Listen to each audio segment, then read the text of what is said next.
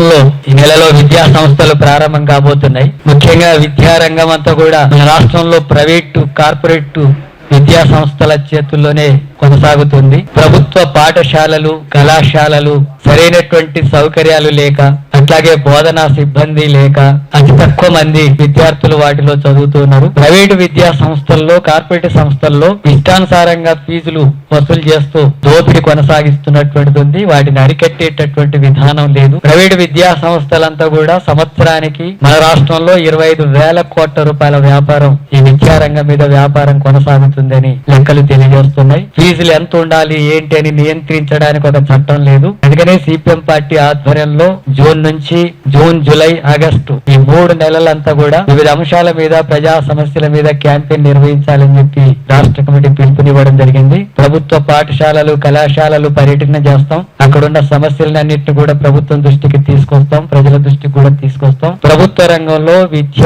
ప్రోత్సహించాలా, teacher పోస్టులు గాని, college lecturer పోస్టులు అన్నిటి కూడా నియామకాలు చేపట్టాలా, సౌకర్యాలు మెరుగుపరచాలి. ఆ రకంగా ప్రభుత్వ రంగంలో విద్యను ప్రోత్సహిస్తూ ప్రైవేట్ రంగంలో విద్యను ప్రోత్సహించకుండా ప్రభుత్వం అరికట్టడానికి తగిన చర్యలు తీసుకోవాలా. అట్లాగే ఫీజు నియంత్రణ చట్టం ఒకటి తీసుకురావాలని చెప్పి డిమాండ్ చేస్తూ విద్యా రంగం మీద క్యాంపెయిన్ చేయబోతున్నాం. అలాగే వైద్య రంగానికి సంబంధించి వైద్య రంగంలో కూడా ప్రభుత్వ హాస్పిటల్స్ అన్నిట్లో కూడా డాక్టర్స్ కొరత, మందుల కొరత, సౌకర్యాలు లేవు. పేద ప్రజలు ప్రాణాలు వారి చేతుల్లో పెట్టుకొని ప్రభుత్వ హాస్పిటల్స్ కు వస్తుంటే అక్కడ తగినటువంటి వైద్యం అందక ఇబ్బందులు పడుతున్నారు, ప్రాణాలు కోల్పోతున్నారు. ముఖ్యంగా ఆదివాసీ ప్రాంతాలు తీవ్రమైనటువంటి ఇబ్బందులకు గురవుతున్నారు. ప్రైవేట్ హాస్పిటల్స్ పోతే, ముఖ్యంగా కార్పొరేట్ హాస్పిటల్స్ విపరీతమైనటువంటి ఫీజులతో దోపిడీ కొనసాగిస్తున్నటువంటిది ఉంది. వీటిని అరికట్టేటటువంటి పరిస్థితి లేదు. అందుకని విద్యా రంగంతో పాటు వైద్య రంగంలో కూడా ఫీజుల నియంత్రణ చట్టం తీసుకురావాలని చెప్పి మేము డిమాండ్ చేస్తున్నాం. అందుకని వైద్య రంగంలో ప్రభుత్వ వైద్య రంగాన్ని మెరుగుపరచాలా, ఖాళీ పోస్టులన్నీ భర్తీ చేయాలా. అట్లాగే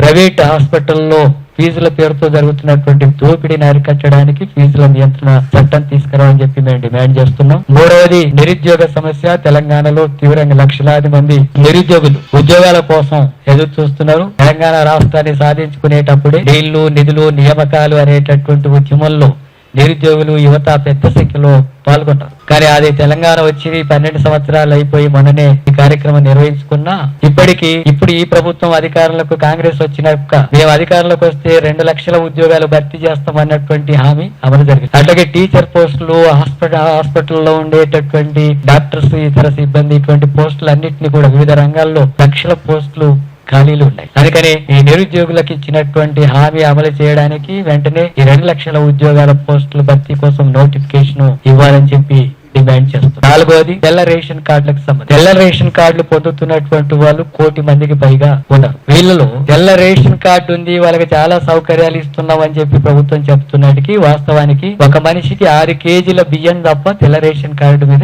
ఏమీ ఇవ్వడం. ఒక మనిషికి 6 కేజీల బియ్యం మాత్రమే ఇస్తున్నారు. వాస్తవానికి 10 కేజీలు ఇవ్వాలి. అట్లాగే 14 రకాల సరుకులు ఉచిత అంతకుముందు ఇచ్చేవాళ్ళు. ఇప్పుడు వాటన్నిటిని కూడా ఎత్తేసారు. డిమాండ్ ఏంటంటే తెల్ల రేషన్ కార్డుకు కేజీల బియ్యంతో పాటు అట్లాగే పప్పు ఇవ్వాలా, మంచినూనె ఇవ్వాలా, కారం ఇవ్వాలా, పసుపు ఇవ్వాలా, నిత్యావసర సరుకులు 14 రకాల సరుకుల్ని తక్కువ ధరకు అందులో ఇవ్వాల్సినటువంటి అవసరం ఉంది. ఈ రోజు పెరిగిన ధరలకు అనుగుణంగా కూలీలు, పేదవాళ్ళు, అసంఘటిత కార్మికులు ఈ ధరలకు సరిపోక, పౌష్టికారం తినక, రక్తహీనతతో అనారోగ్యాల పాలవుతున్నటువంటి పరిస్థితి ముఖ్యంగా పేదల్లో అత్యధికం ఉంది. ఆదివాసీ ప్రాంతాల్లో మరింత దారుణంగా ఉంది. అందుకని 14 రకాల సరుకులు తెల్ల రేషన్ కార్డు మీద ఇవ్వాలని చెప్పి వీటి మీద క్యాంపెయిన్ కొనసాగించబోతున్నాం. అలాగే పెన్షన్స్ కు సంబంధించి, వృద్ధులకు సంబంధించినటువంటి పెన్షనర్స్ దాదాపు 44 లక్షల మంది పైగా ఉన్నారు. ఒంటరి మహిళలకు అట్లాగే వితంతువులకు ఇస్తున్నటువంటి పెన్షన్లకు సంబంధించినటువంటి వాళ్ళు కూడా 3 లక్షల లోపు ఉన్నారు. వీళ్ళకు పెన్షన్స్ ఇవ్వడం లేదు. పెంచుతామన్నటువంటి హామీ అమలు జరగడం లేదు. అట్లాగే వివిధ రూపాల్లో పెన్షనర్స్ కంతా కూడా ఎన్నికల సందర్భంగా ఇచ్చినటువంటి హామీ అమలు జరగకపోగా వాళ్ళ సమస్యలను ఎవరు పట్టించుకుంటున్నటువంటి నాథుడు లేనటువంటి స్థితి ఉంది. అందుకని పెన్షనర్స్ కి ఇచ్చినటువంటి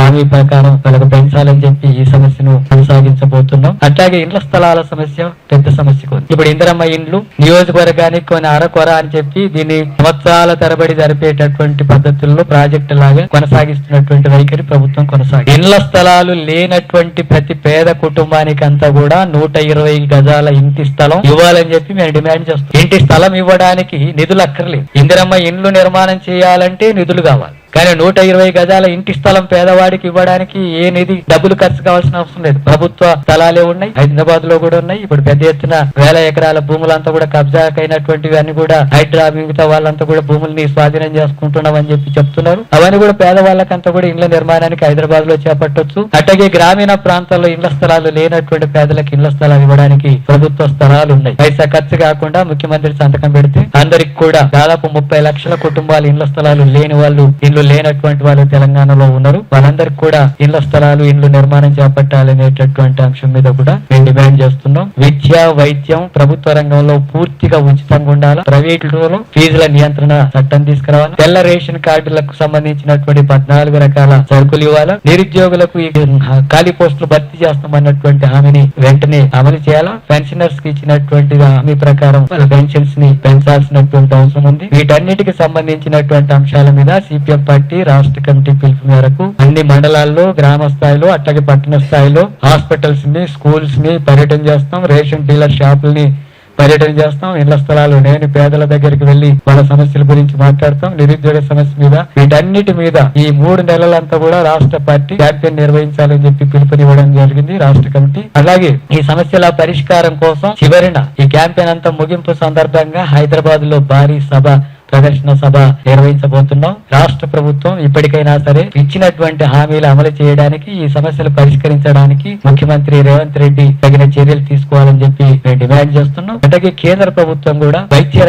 విద్యా వైద్యాన్ని అంతా కూడా వ్యాపారంగా మార్చడానికి తగిన పద్ధతులను అనుసరిస్తుంది. విద్యారంగానికి కనీసం 3% నిధులు కూడా బడ్జెట్ లో కేటాయించలేదు. ఆ రకంగా విద్యారంగాన్ని ప్రైవేట్ పరం చేసే ప్రయత్నం చేస్తుంది. అలాగే వైద్య రంగాన్ని గురించి అసలు కేంద్ర ప్రభుత్వం పట్టించుకోవడం లేదు. రాష్ట్రంలో దేశవ్యాప్తంగా ఉద్యోగాల భర్తీకి సంబంధించినటువంటిది మేము అధికారంలోకి వస్తే సంవత్సరానికి 2 కోట్ల ఉద్యోగాలు భర్తీ చేస్తామన్నటువంటి హామీ అమలు జరగలేదు. 30-40 లక్షల ఉద్యోగాలని కేంద్ర ప్రభుత్వం తొలగించింది. ఆ రకంగా రాష్ట్ర, కేంద్ర స్థాయిలో ఉన్నటువంటి ఉద్యోగాల భర్తీకి సంబంధించినటువంటి అంశాలు కూడా ఈ సందర్భంగా క్యాంపెయిన్ లో నిర్వహించడం జరుగుతుంది. కేంద్ర, రాష్ట్ర ప్రభుత్వాలు విద్యా వైద్యాన్ని ప్రైవేటీకరిస్తూ వ్యాపారంగా మార్చి దోపిడీ చేసేటటువంటి విధానాలకు వ్యతిరేకంగా ఈ క్యాంపెయిన్ ఉంటుంది. ఆ రకంగా ప్రజల్ని సన్నద్ధం చేసి ఈ ఉద్యమంలో భాగస్వామ్యం చేయడానికి ఈ క్యాంపెయిన్ నిర్వహించబోతున్నాం. దీన్ని జయప్రదం చేయాలని చెప్పి ప్రజానీకానికి కూడా దీనికి సహకరించి దీనికి పాల్గొనాలని చెప్పి ప్రజానీకానికి కూడా విజ్ఞప్తి చేస్తున్నాం.